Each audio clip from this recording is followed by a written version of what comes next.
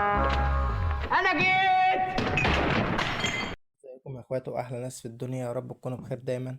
طبعا كالعاده رجعنا لكم النهارده بفيديو جديد، ولكن فيديو النهارده مختلف شويه عن الفيديوهات اللي احنا كنا بننزلها. فيديو النهارده ان شاء الله هيكون خاص بتطبيق التريمكس. ان شاء الله النهارده هنشرح شرح بسيط عليه جدا للناس المبتدئه والناس اللي حابه تعرفه.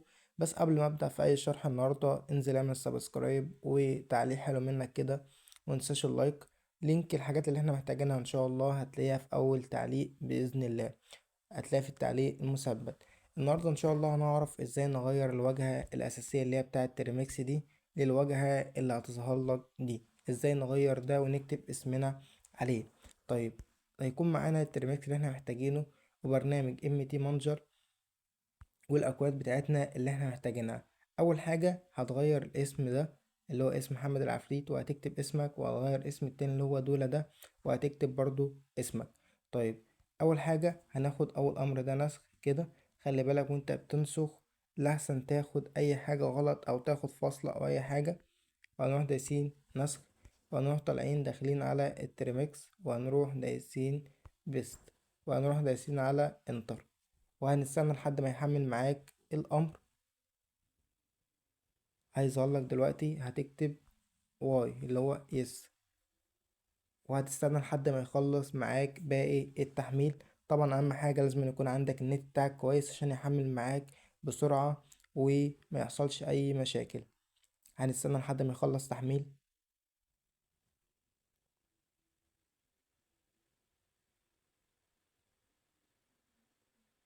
طبعا ما تنفعش تطلع من الترمكس وترجع تخش عليه تاني، خليك في قلبيه عشان ما يحصلش اي مشاكل. هو كده كده مش بيطول، يعني هما كلهم اوامر بسيطة جدا.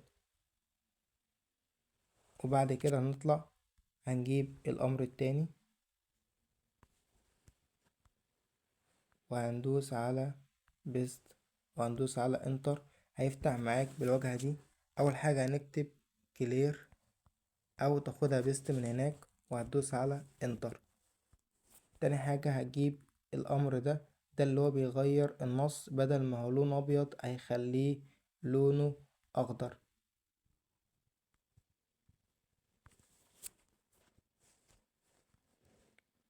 وهتروح دايس بيست، وهنروح دايسين على انتر.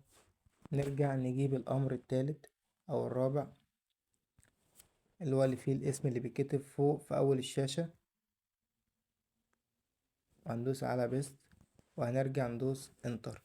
نرجع نجيب الأمر الأخير اللي هو الاسم اللي بيتكتب تحت،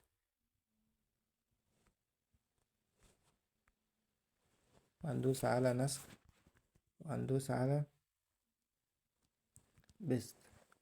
طبعا بعد ما تخلص هتروح دايس على الكلمة دي اللي هي اللي هي دي كنترول او اس تي ار ال دي اللي هي اس تي ار ال، وهندوس على حرف الاكس، وهندوس على حرف الزد، وبعدين هتدوس انتر، وهندوس على حرف الواي، وهندوس انتر.